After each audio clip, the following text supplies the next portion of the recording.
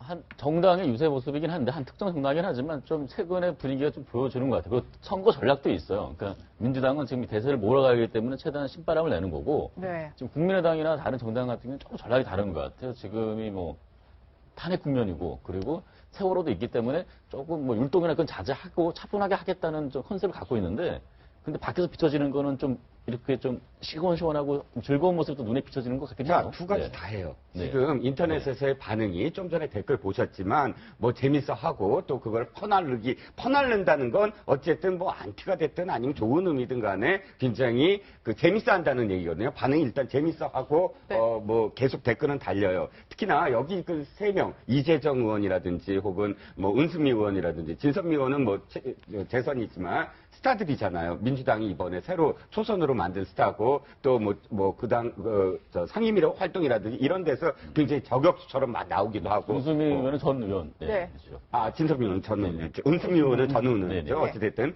그런데 중요한 건 이거예요. 이 반발하는 목소리 또는 민주당에서도 걱정하는 목소리도 있어요. 뭐냐면 이거죠. 지금 10% 이상 차이가 나기 시작하니까 더불어민주당 캠프에서 이런 분위기, 축제 분위기 또는 우리가 무조건 된다 뭐 이런 분위기로 긴장이 느슨해지는 게 아니냐. 비판의 목소리는 이거예요. 너네 벌써 지금 샴페인 터트렸니? 벌써 잔치판이니? 이런 댓글들이 나오기 시작한다는 거죠. 그래서 이 동영상이 나와서 굉장히 화제가 되자 캠프 내에서는 경계의 목소리가 좀 높아지고 있어요. 이런 식으로 너무 심하게 가면 이건 네. 분명히 굉장히 안 좋은 쪽으로 갈 거다. 자제하자라는 목소리도 존재하고 있어요. 네. 일단은 뭐 국민의당 같은 경우는 춤유세는 좀 자제라는 모습이고 후보가 직접 나서서 이제 연설 같은 걸 좀 주력을 하고 심상정 후보 같은 경우는 직접 뭔가 율동을 좀 선보이는 모습도 보였는데 일단은 각 정당마다 유세를 하면 이제 로고송들이 제작이 되고 거기에 맞춘 간단한 동작 같은 것들이 있는데 심상정 후보가 직접 이제 연습을 좀 하더라고요. 그래서 뭐 본인 말로는 이제 열심히 좀 연습을 해서 선보이겠다 이런 얘기도 하는데 일단은 뭐 이런 유세 현상도 그렇고 TV 광고로 이제 좀 눈길을 끌어보자 이런 것들이 좀 이제 앞으로 좀 많이 보이지 않을까 싶은데 광고가 일단은 시작이 됐잖아요. 많이들 이제 조금 뭐 TV를 통해서 보여지고는 있는데 보시기에 5명 후보들 광고가 다 나왔는데 어떤 후보가 좀 인상적이셨어요? 가장 특이한 거는 기존의 정치 광고랑 가장 좀 이색적이었다는 건 안철수 후보 그냥 글씨가 굉장히 빠른 속도로 지나가면서 그러니까 저거는 어떻게 보면 역발상이라고 볼 수가 있는데요. 우리가 그거 보다 보면 눈이 막 아프고 굉장히 신경을 집중해야 되니까 그 광고라는 게 편안하게 다가와서 예. 사람들 뇌리 속에 자연스럽게 이렇게 스며들어가는 우리가 이제 기존의 어떤 광고의 관념을 그렇게 생각했는데 저렇게 막 정신없이 나오니까 그런데 저게 이제 역발상이라는 거죠. 그러니까 오히려 저 화제가 더 생기고 저 글씨를 좀 더 관심 있게 주의 깊게 보게 함으로써 어떤 그 안철수의 컨텐츠예요. 그러니까 다른 광고는 보면 이제 이미지 메이킹에 주력했다면은 안철수의 저거는 오히려 저런 역발상을 통해서 이미지보다도 컨텐츠에 사람들이 그 주목하게 만드는 메시지에 주목하게 만드는 그런 점이라는 점에서 굉장히 파격적인 실험인데 저게 이제 어떤 반응이 나타날지 눈 아프다라고 하는 사람도 있을 네. 거고 참 재밌다 이런 사람 그러니까 양쪽 반응으로 나타날 거예요. 이제 저게 어떻게 나타날지가 궁금하네요. 근데 저는 네. 뭐 지지 여부를 다 떠나서 광고는 정말 최고라고 생각해요. 저 안철수 후보의 광고는 이게 몰라 좀 이렇게 안철수 후보가 지금 어쨌건 지지를 많이 받고 있는 게 50대, 60대 뭐 이제 쪽이고 젊은 층에서 지지를 문재인 후보가 훨씬 많이 받고 있잖아요. 저런 광고 스타일을 제일 좋아하는 게 젊은 층입니다. 그리고 저건 한번 보기 시작하면 그러니까 아까 보면 눈이 아프다는 반응도 있지만 이게 뭐지 하고 계속 보게 돼요. 그리고 이게 머리에 그러니까 이미지로 박히는 게 있거든요. 안철수라는 그 글씨하고 녹색하고가 이미지로 박혀요. 그래서 네. 저는 좀 놀랐습니다. 일단 저런 광고를 기획했다는 건 굉장히 놀랐고 그 광고만으로 보면 굉장히 참신하고 안철수 후보의 이미지를 높이는 데 도움이 되겠다. 저는 좀 놀랐네요. 한 가지만 말씀드리면 광고 기법으로 얘기할 때 저건 텍스트가 아니거든요. 그러니까 글을 읽으라는 게 아니에요. 읽으라는 게 아니라 말씀하시지 잔상이에요. 그러니까 저기서 딱 한 기절만 잔상으로 남으면 돼요. 이미지, 모든 텍스트를 이미지로 바꾼 거거든요. 그러니까 이미지가 계속 변환한다고 보시면 돼요. 그걸 읽으라는 것보다는, 그러니까 눈이 아프다기보다는 보고 있으면 아무것도 기억이 남지 않는데 딱 한 가지 잔상, 머릿속에 그 왜 우리가 텔레비전을 볼 때 빛이 한번 반짝하고 딱 돌아보면 눈에 왜 그 빛이 남아있잖아요. 눈 안에. 네. 그거랑 똑같은 효과입니다. 머릿속에 단 한 기절이라도 이미지가 남아있으면 그 이미지는 오랫동안 안 지워져요. 그러니까 내가 그것을 투웨이 커뮤니케이션으로 네. 이 반응하는 것이 아니라 그냥 잔상으로 남겨라. 그 기법인데 이거는 지금까지는 굉장히 일방적으로 호소를 했잖아요. 정치 광고가 나는 어떤 사람입니다. 날 찍어주십시오. 이렇게 호소를 한 게 아니라 난 이런 느낌으로 있는 하나의 어떤 이미지야 하는 그런 어떤 느낌으로 바꿨기 때문에 말씀하셨듯이 굉장히 선진적인 기법이다라고 할 수 있는 거죠. 네. 근데 또 보면은 또 홍준표 후보 같은 경우도 또 기존 광고하고는 좀 많이 달랐어요. 그래서 어떻게 보면 일부에서는 너무 뭐 특정 거만 좀 뭐랄까 안보 그런 걸 강조한 거 아니냐라는 얘기도 했었는데 다 동마다 좀 특색이 있는 것 같아요. 저는 이게 또 북한에서 만든 건 줄 알았어요. 그래서 너무 뭐 미사일이 날아가고 뭐 그렇게 해서 하는데 받아들이는 분마다 또 다른 메시지를 받아들이실 것 같아요. 어차피 홍준표 후보는 지금 트럼프랑 비슷해요. 트럼프는 어떤 욕을 받더라도 내가 지금 러스트벨트에 있는 포테토 카우치라고 그러죠. 집에 하나 가서 아내가 뭐를 하든 신경 안 쓰고 맥주 한 잔 딱 들고 카우치 이 의자에 앉아서 그냥 이 풋볼 경기만 보는 백인 남성. 그 포테토 카우치에 초점을 맞춰서 좀 여성 비하 발언도 뭐 서슴지 않게 하고 또 인종차별적인 발언도 서슴지 않게 하고 이것이 다 전략이라고 한다면 홍준표 후보의 저런 모습은 뭐냐면 복고풍이에요. 그러니까 나를 지지해 줄 수 있는 사람은 60대 이상, 50대 중반 이상, 뭐 60대 이상 그리고 TK 좀 보수층, 남성 우월주의 이런 어떤 사람들의 초점을 맞춘다면 자유한국당이라는 그 당명도 사실 자유나 한국이라는 이름이 굉장히 70년대식 당명이잖아요. 네. 색깔 모든 것들이 다 올드한 복고풍을 일부러 만들 수밖에 없었다. 이렇게 해석을 할 수 있는. 예.